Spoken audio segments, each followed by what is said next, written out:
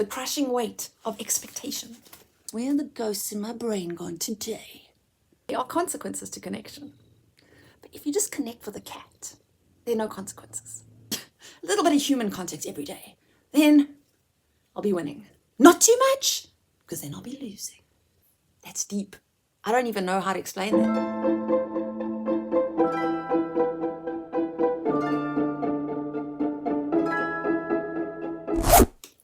Hello. I'm about to film another YouTube video, but before I do that, that's why my makeup is like it is. I was just watching a YouTube video, a YouTuber who I've just found. And do you know when you find someone on YouTube and you feel like, yay, found my tribe? This human on the other side of the screen gets it. And it's not often we find that in real life, but it seems like, because there's so many people out there on YouTube that are able to like express themselves and express their opinions. I think also a lot of the lonelier people of society, the thinkers, they tend to be more on YouTube unless they're just making fun and jokes, which I sometimes do. But this guy, he calls himself the Functional Melancholic. And the video I watched was called The Solitary Path, How We Are Broken by Connection. And already that title in itself, to be broken by connection, sounds like so strange, because that's all we're looking for. We're looking for connections that make us feel whole. But yet his title insinuates that connections make you feel broken. So I was curious and I clicked on the link, and wow, what a video. So I want to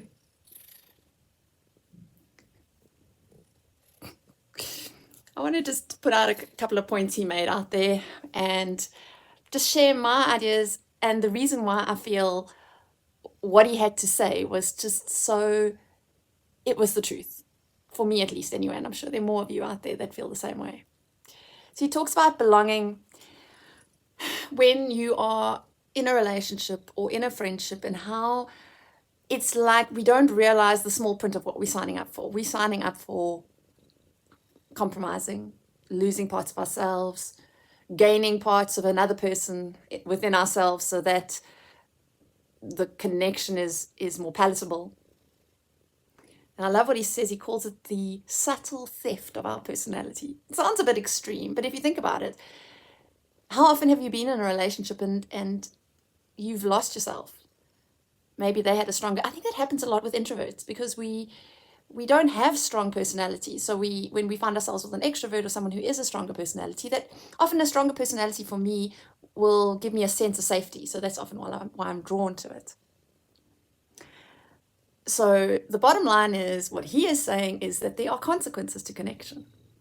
But if you just connect with a cat, there are no consequences, because they just love you anyway. It doesn't have to be a cat, it can be a dog too. Just listen to this purring. Oh. All right, let's get down to business here. He's quite extreme in what he says. Like when you're in a relationship, it feels like you're like melting the edges of yourself to conform, to be acceptable, to be palatable to the other person. And how sometimes when you're in a relationship for that long, you almost can't recognize yourself again when you leave that relationship, or when you just take some time out just to think things through. And he says, for introverts, and most particularly INFJs, which I've said I am already. I'm not sure if you've seen any of the videos. So I'm just saying hello to Kitty. For INFJs, small talk feels like you're drowning in a pool of polite conversation.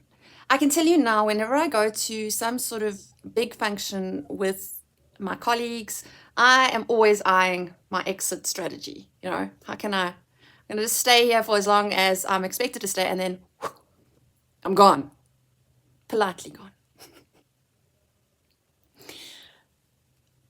I love what he says here. He talks about that solitude is like oxygen. It feeds people like us. It energizes us. I mean, I've pretty much spent the whole weekend on my own. I've had time to read. I've had time to write in my journal. I've had time to sew, play music, listen to YouTube, to obviously I'm at the moment I'm following this whole Charlie Kirk saga, which I'm not going to be talking about in this video, but So I've had time and space to myself, and then I have a full week ahead of myself. I teach small children music, and it's a wonderful vocation, but at the same time very draining because you are giving out all the time and helping people grow. So for me, weekends and the isolation of the weekend is all about energizing myself. All the whole week I would have either compromised or put my needs aside for everyone else, and then my weekends are all about me. Unapologetically, I don't have to feel guilty about it. It just is what it is. My friends will reach out, and if I feel like going and seeing them, then I will, and if I don't, I don't. Some of my favorite times is when I go on my hiking adventures with my friends, and they literally are my tribe. They totally get me. I mean, as great as it is to sit in solitude and feel like you can be all of yourself and not have to make yourself small because you're just with yourself, as great as that is, there's nothing actually that brings me more joy than being with my friends and hiking and sitting around a fire at night and having deep conversations, laughing, and sharing stories. That brings me a lot of fulfillment. But let's get back to this thing the functional melancholic was talking about. I love that name. Melancholic is to be sad or depressed. The type of personality type that is on the low end of energy, I suppose. And so they seek a lot of solitude so that they can maintain their energy. And he calls himself the functional melancholic. In other words, it's not all doom and gloom. He's finding ways how to function in this world. I love that. It's positive. I can. I'm more sanguine in my personality. I find joy in a lot of things, and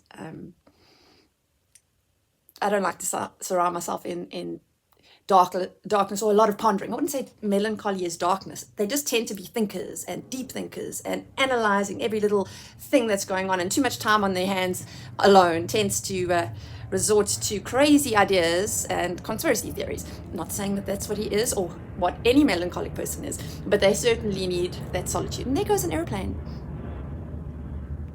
We shall wait while I look through my notes. He says a lot of things that are like quite heavy, but I get it. I do understand the sentiment behind it. Again, you need to balance your solitude. You can't have too much solitude, otherwise you're going to go mental because you'd just be listening to the voices in your head or the sound of the refrigerator, or like he said, or yeah, I think it was Louis Theroux. That's not on. Let's just. I think it was Thoreau that went out into the woods and lived alone and away from people, and he wrote the most amazing books through doing that. But I wonder if somehow there was a point in his life where he felt like he was going mad.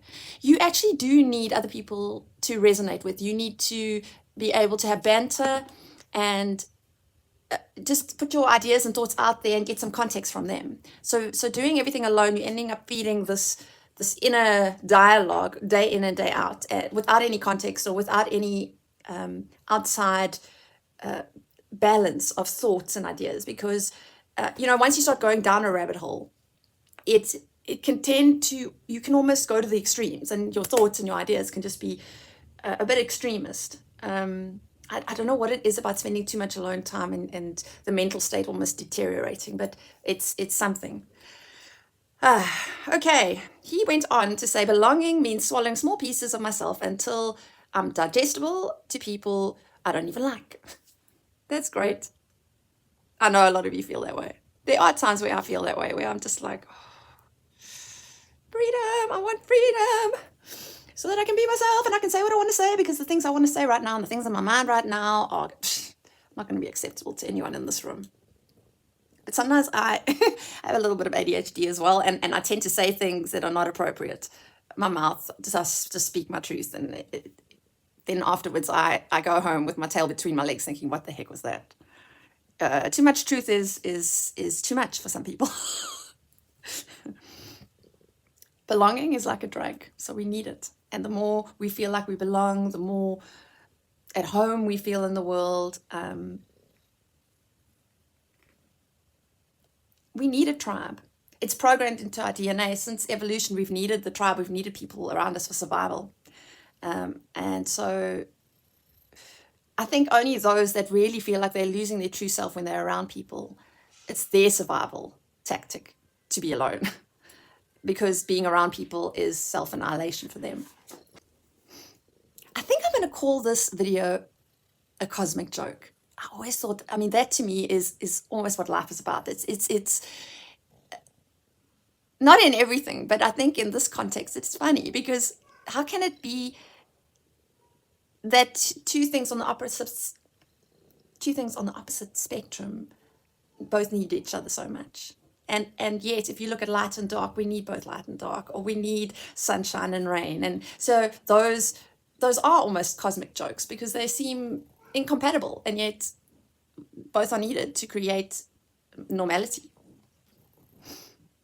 So you're always sitting with this, the dualness of humanity is your individuality versus conforming, and your freedom versus the crushing weight of expectation.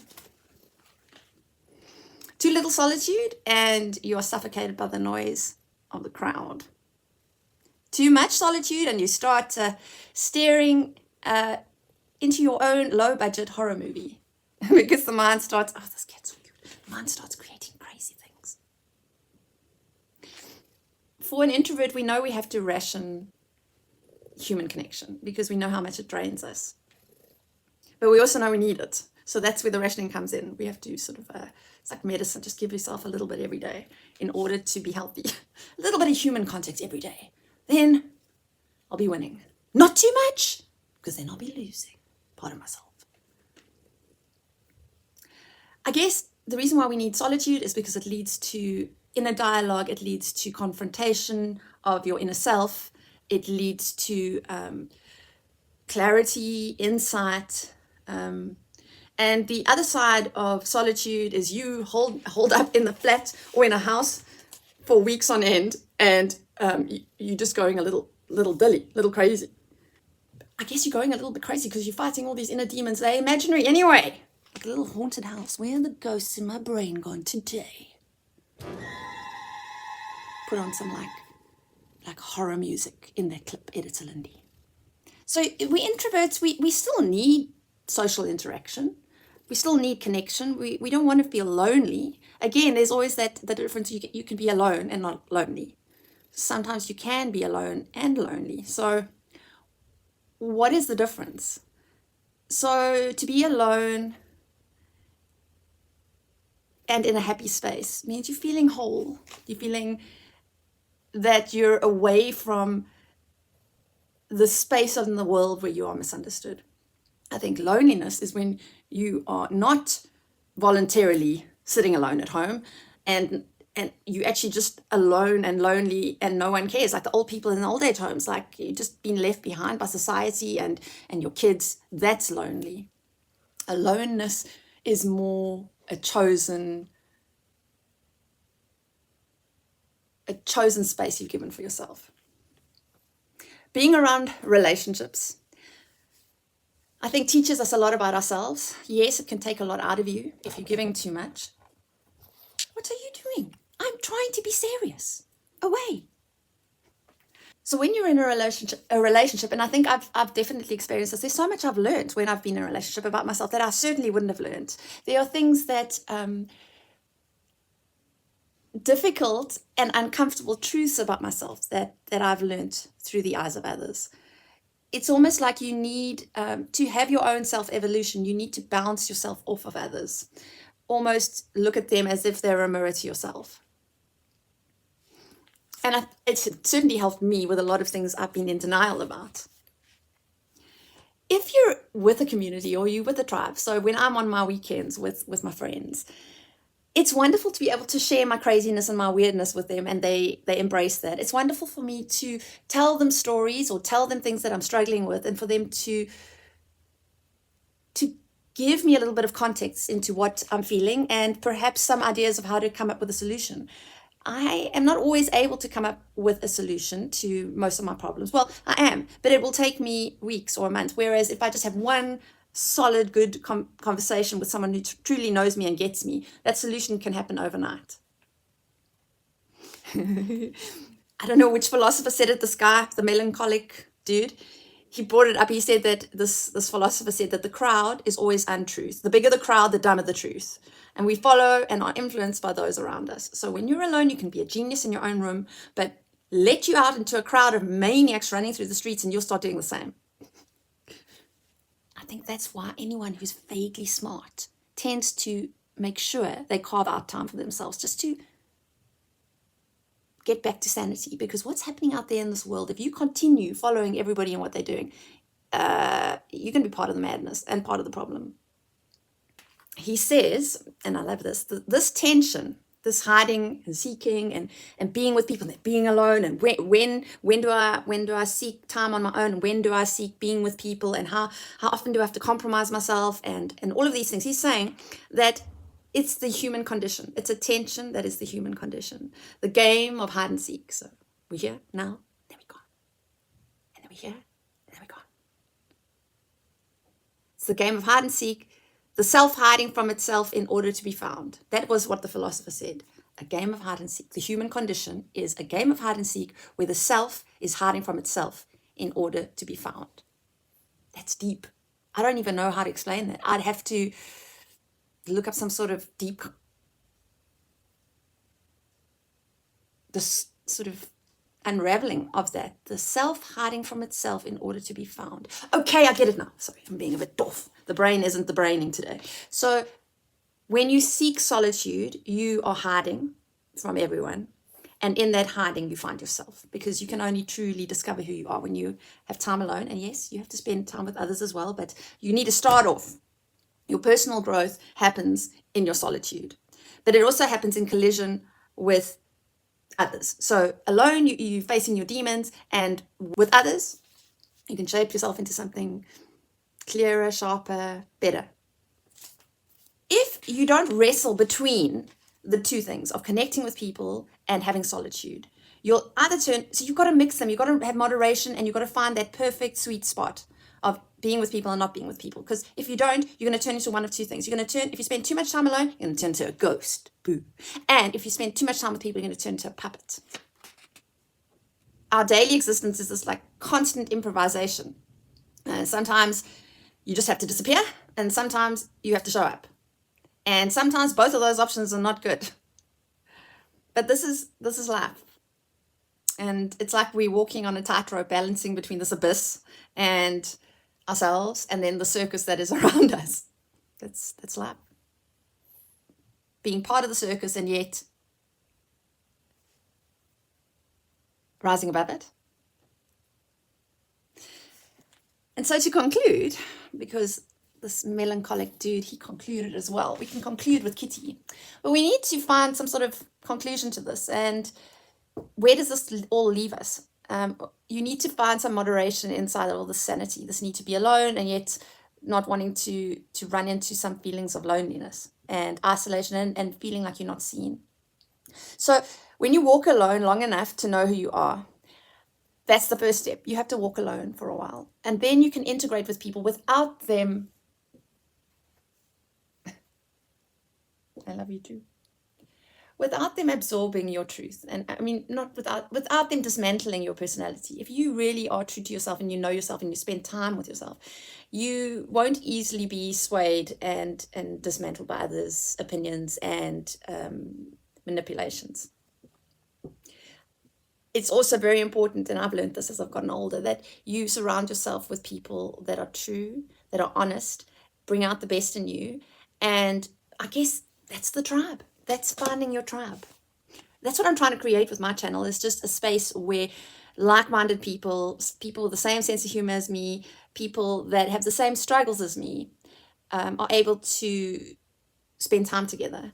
And that's where the comment section is there for you to say, hey, I'm here with you, I understand. And certainly sharing it with people that you feel would also be a good fit for this channel and for this tribe. Find your solitude, but then also find people around you that can cause this friction, that can cause you to rethink your thoughts, analyze if they're really the right thing for you. And let people challenge you. Let people challenge your status quo. that is indeed the only way you're going to grow. Oh my word, I just rhymed. It's so suspicious and so corny. I'm so sorry. I don't mean to be corny today. This is a very serious topic. The friction that we find in life between solitude and connection, this is what makes life interesting. Life isn't meant to be easy easy is boring. So a little bit of friction here and there, a little bit of change of scenery within personalities and within people, that makes life interesting. It makes life worth living. We didn't land on this planet alone. There's a reason for that. I love the last thing he said. He said, learn to stumble along in life, but keep your eyes open. Till next time. Bye.